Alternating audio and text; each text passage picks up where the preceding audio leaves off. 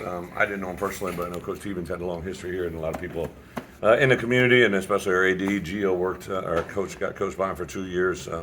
Obviously a great coach. I always say that as coaches, we always stand on the shoulders of those that came before us, and obviously was a great representative in many ways. So I didn't know him personally, but I know a lot of people in this organization, and Illinois fans thought the world of him. So thoughts and prayers go out to his family. With that being said, today, one of the things we talked about all week, right? Saturday's supposed to be about 85 and sunny, one of the hottest days we probably could play under. So it was a good blessing yesterday. Kind of got hotter than we thought it was going to be, and then today, with the rain / some lightning forecasted, we were able to kind of spread it out. Had our defense come in a little bit early. They started out in the indoor. Then we did some special teams. Then we brought the offense out. So we got a full practice, but everything was inside here and kind of simulated as best we could to get the weather we're going to get on Saturday. So from an injury standpoint, everybody's back other than the 3 guys I talked about on Monday. I thought we've had a really good week of practice. I think our coaches overall, in general, thought Tuesday was probably our best Tuesday. Wednesday was our best Wednesday. We're just getting off the field now on Thursday, but I like where our guys have been at all week and excited for the opportunity. So that opened up for questions. What kind of week has Luke had? Good. I think the big thing for any player, obviously the quarterback gets a lot of attention when you have a game that you're not happy with, right? You got to learn from it. It can't be something you carry forward, but it is part of your past. You have to learn to take the things from it, learn from it, and grow. And I thought literally from Sunday to Tuesday when we practiced, Wednesday, today, it's been definitely an upward tick. But not to say that the running game is your identity, Yeah. but your inability or maybe the lack of getting that going consistently, how much does that affect you guys talking about finding your offensive identity? Yeah, I think without a doubt, whatever our identity is, we got to be able to establish it right now.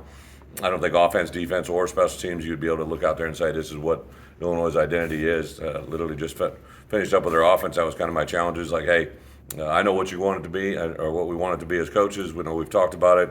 Now we got to see it come to life on Saturday, and hopefully this Saturday be a big part of that. Bret, you've talked about having coaches talk about your program, and when you saw FAU on the schedule, what does a Tom Herman coach team kind of look like? We've known since I came here that FAU was coming, right? Obviously, the powers that be, the coaching world, landed Sure. Tom where he is. Not just Tom, have a tremendous amount of respect for their DC, and I have known each other probably going back to the mid-2000, 2005, 2006, I think, when I hired and worked with several guys he had worked with. Several other coaches on his staff, guys that have been head coaches at other places. So Tom and I have never actually gone head to head, but known each other for a while indirectly through a lot of friends. So I have a huge amount of respect, and you see the way they played. In those first 3 games, they've gotten better every week, and it's something that I'm excited for, and I know we're challenged for. It's just 2 snaps, but what could that do for Hunter Whitenack? Big picture to get out there, especially against that front. Yeah, Hunter's been a guy has really tried to get a better control of his his weight, his body, and doing what he's doing. He's been a guy that's been very impressive. I would say since we came back in July, he's kind of taken it upon himself. We've really challenged him to be more than what he's been, and I think Saturday, even though it was those number of reps, he's been working in at guard as well. So I'm excited to see him go. I think he'll get more opportunities this weekend. Clayton Bush filled in when Matt was hurt before he came back, and now he'll probably do it again. When you first saw him in the portal, what stood out to you? I mean, that's a guy that could fit into your second. Yeah, so we have guys that literally alert us as soon as somebody gets in the portal who might be interested, and then obviously have some connections to the Southern Illinois staff, so they reached out to us as soon as we made mention of him. And, he's an athletic kid that can run, even going back, watch his Western Kentucky film.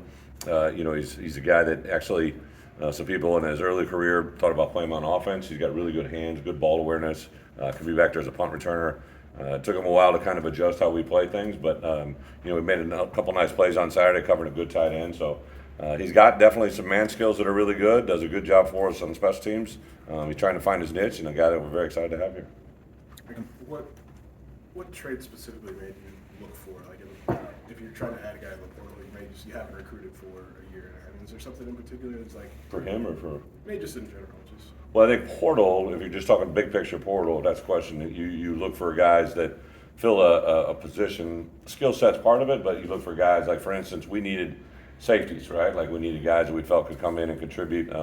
So that took us to Nicario, it took us to Demetrius, and then it ultimately, obviously, took us to Clayton. So we added 3 safeties through the portal. All 3 of them have been involved in our first 3 weeks. So I think we hit on the skill set of it. Obviously, there's still a work in progress, but It was more the position than the skill set. The skill set, the position we're recruiting them drives the skill set. But for us personally, in the wide receiver position, we were looking for one guy, right? Like there towards the end, which drove us to Kapka Jones, who hasn't been on the field, but that's more because the guys in front of him have been playing well.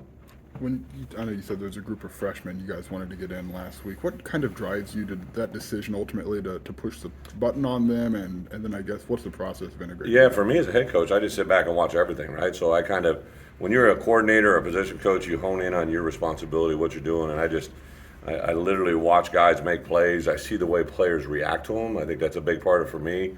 Like I'll literally see something happen during a practice, or maybe the way something happens during a game. For me, Aiden Lawfrey, when he made a little sidestep juke move on a kickoff return against Kansas, that kind of triggered something in my mind. Same thing with Caden Fagan. He comes rolling through there, and I see the way our guys react when he gets the ball in his hands.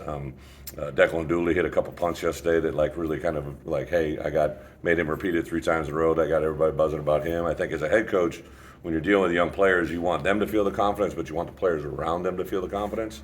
And that's kind of what drove it. Josh Kreutz is another guy I've been banging on the defense coaches, let's get him involved. He just continues to make plays. Dylan Rosiak, his ability as a linebacker, has just really jumped out. So as a head coach, you just watch and listen and observe on the outside world, and that's got to apply to what you see on the field. You've got these experienced receivers that you feel good about, maybe just because of that experience, but what Hank, Canary, and Malik did last week, does that push for a little more time? I think Ashton especially, right? Ashton is a guy that, showed up with a big play when it mattered. They all matter, but obviously Ashton was a big one there. I think Canari's got exceptional skill set that is a little bit different, similar to Isaiah, but different from the others.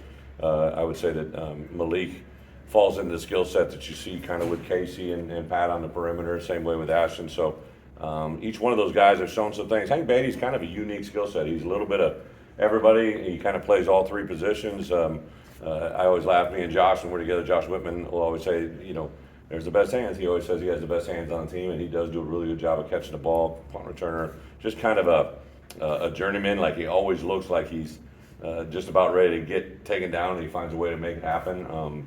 Those guys in general, and then the more they can relieve those other guys, the better we'll feel. Oh, good.